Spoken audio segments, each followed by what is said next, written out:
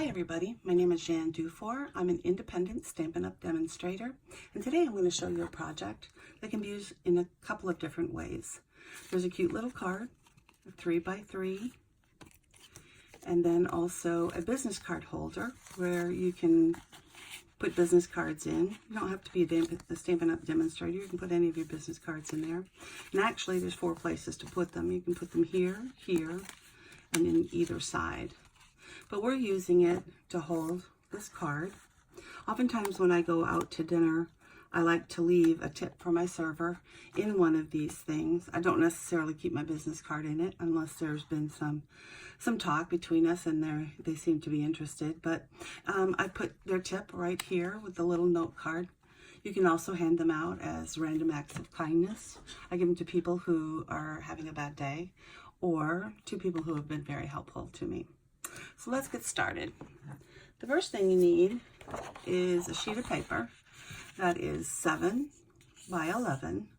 This is our designer series paper, which I'm going to call DSP going forward today. But since it's only 11 inches long, you could actually use plain cardstock and then decorate it afterwards. It'd be a little thicker, but it's absolutely doable. So 11 inches by 7 inches, and we need to score it. So we're going to use our Simply Score. Put this up here. And on the 7-inch side, we're going to do it at 1 3/8, at 3 1/2, and at 5 5/8. Then you're going to rotate it, and it does not matter which way you rotate it. And you're going to score it at, just a second, I can't read my notes. 3 5/8. I guess I should have put down a little bit better. 3 5/8 and 7 3/8. I guess I wrote my little numbers a little bit too small. I'm going to put away the Simply Score because we won't need it again. One thing we will need is our bone folder. When you do origami or any kind of folding for boxes or anything, it's really important that you burnish the edges well with a bone folder. Now, deciding on which side you like, if you want this part showing instead of the polka dots, then you need to fold it this way, starting this way, folding your butterflies to the back, if you will. You'll burnish both sides. Give them a good squeeze. And you're going to turn it sideways and do the first fold. And as you're folding down, make sure that it's even at these corners, and it'll become very important after we finish folding this next side. So we'll go ahead and fold this side in at our mark, again making sure that these edges up here are together in the right spot. And then you're simply going to fold one into the other. I say simply because sometimes it takes convincing. It's not difficult, but you do have to kind of work at it sometimes. I'll go this way. So, first of all, I folded it wrong. So this is live. It is not. It's recorded, but I don't know how to edit videos yet. So with these edges back this way, you'll see it's much easier to fold in. Some people start at the very tip and start pushing. I kind of go halfway down and start. Then you just gently push, pull, however it is it takes to get this all the way down. And it will go down. Sometimes it takes patience. Don't be too rushed, otherwise you'll tear the paper. But eventually it does go down all flat. I'd burnish it again, just for good measure. And then you're going to fold it in half. And this is your business card holder. Here. And then if you fold it this way, that means your edges are out, which is fine. You can still put a card in there. I tend to put them in this way and have the closed edges on the outside. Another thing you can do on the inside, well, not if you don't fold it right, Jan. Here we go. Okay, we're going to try that one more time. I'm having all kinds of issues this morning.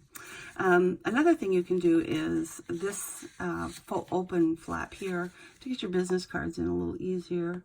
You can fold it back. And if you like the way that looks with your paper, then leave it like that. It's fine when you close it. Or if you don't like the way it looks, you can go ahead and scoot that inside.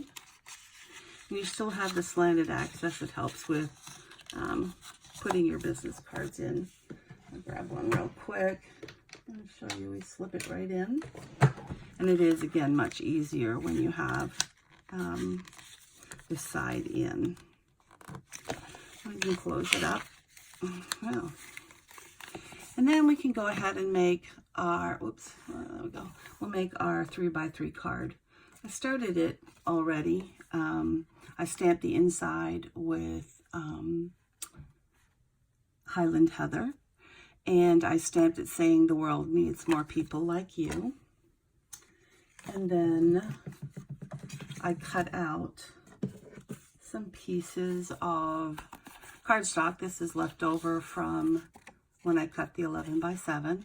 So this piece is also Highland Heather, and it is 2 7/8 by 2 7/8.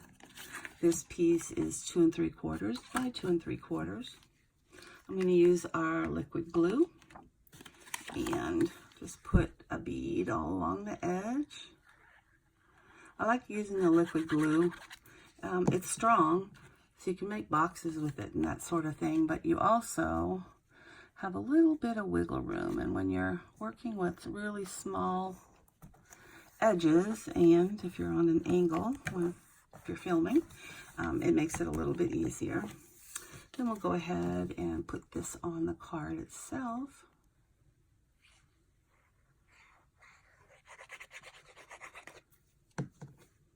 We'll center that. And you can leave the card exactly like this. I'll show you an example using another set. And I made it, and I just stamped right on top of it. But I didn't want to do that on this particular one because it's busier, and I didn't think it looked very good. So I went ahead and stamped Happy Spring. And Happy Spring is a saying that comes out of Fable Friends, which is part of our celebration, which is going to end in less than a week because it's finished on March 31st.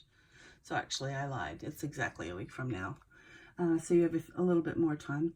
And I'm using the punch from Darling Label Punch box set, which is in our our annual catalog.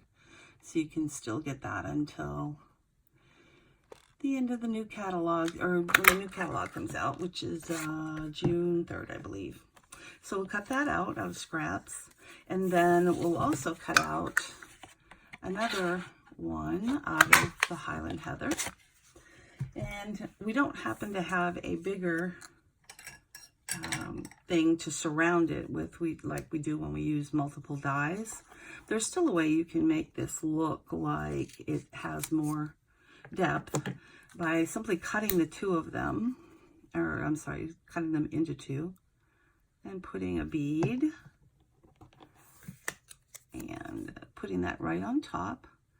And I'm using this corner as a placeholder just to, so I make sure it's even. The white glue that goes past it will dry clear, so I'm okay that I've gone over a little bit. I'll put another bead, just a little bead. There we go. And we'll put that on the other side.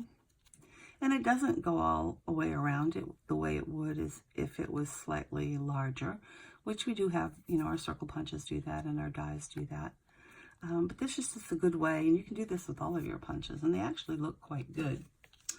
Then we're going to use our Stampin' Dimensionals. I'm going to grab 2 of them, put them on there.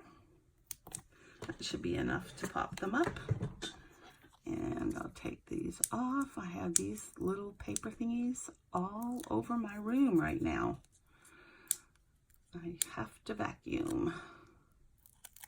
All right, and then we'll go ahead and put that on the card. I'll try to center it. And there you have it. Cute little card, quick to make.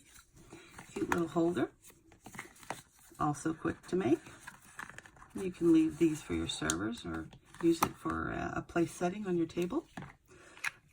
For Easter prep, it'd be great Easter if you have people over for your Easter. But anyway, thanks very much for joining me. Please visit me at stampmesilly.com. That's my blog. You can see weekly projects, and you can also get a link over to my Stampin' Up! Website where you can order any of these wonderful products. I hope you have a great Silly Sunday. Thanks.